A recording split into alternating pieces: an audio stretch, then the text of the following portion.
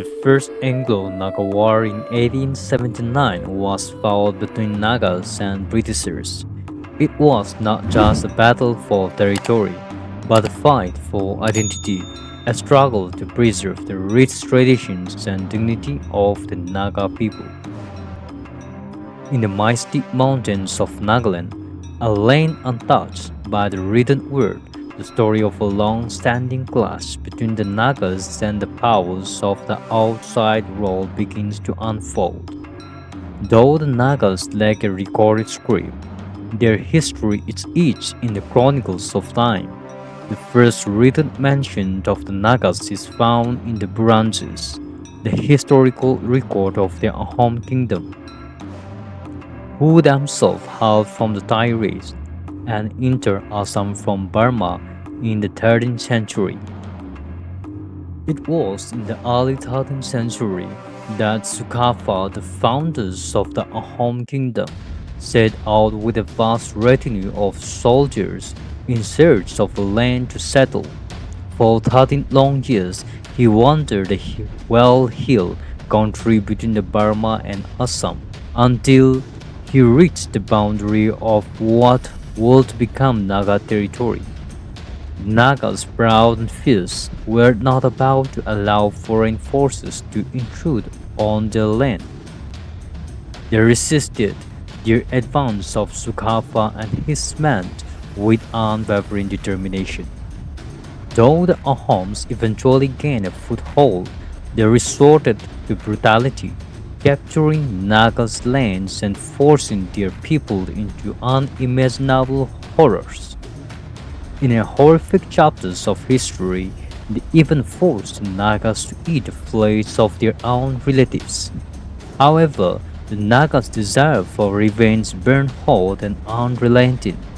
In 1487, during the reigns of Susenfa, the Nagas launched a retaliatory raid that would be remembered for centuries. They struck the plains with such fury that they killed 40 men, including two ministers. Conflict between the Nagas and the Ahoms continued for centuries, with raids, retaliations, and occasional truces. By the 17th century, a fragile peace emerged as trade relations developed. The Nagas exchanged gold, spears, and dhows, while the Ahom offered earrings, beads, and cotton. But the peace was never secured. By 1807. Fresh hostilities erupted as the Nagas raided the plains once again. This time, lives were lost on both sides, but the peace treaty was eventually signed. This tenuous peace held until the mid-19th century when the Burmese invasions of the Ahom brought the British into the region. In the 19th century, as the British began to tighten their grip on Assam, they soon found themselves in the crosshairs of the Nagas' resistance. The first British team to enter into Naga Hills was led by the Captain Jenkins and Pemberton in 1832.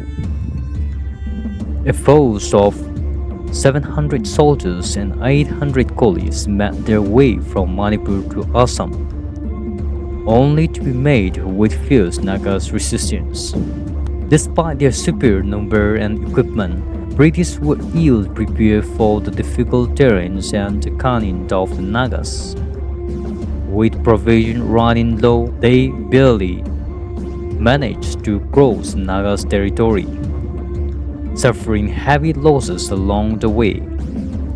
The Nagas continued to raid the British territories, and the British, tired of the constant skirmishes, decided to take stronger measures.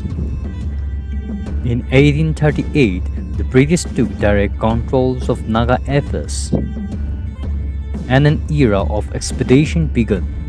In January 1839, British sub-assistant Grange led the first official British expedition into the Naga Hills, but the Nagas were resolute in their defense and Grange had little success on his first attempt. Grange's second expeditions met with a temporary truce with the Nagas agreeing to pay annual tribute to the British. However, in 1844, when the British arrived to collect the tribute, they were met with a resistance as the Nagas refused to pay and launched further raids. The British government, enraged by this insolence, escalated their military actions, sending a series of expeditions under Lieutenant Vincent between 1850 and 1851. The Nagas, however, remained defiant, committing over 19 raids between 1854 and 1865, killing 232 British subjects in the process. In 1866, the British established a headquarters in Samagutin and later moved it to Wokha and then Kohima as they sought to control the Naga hills.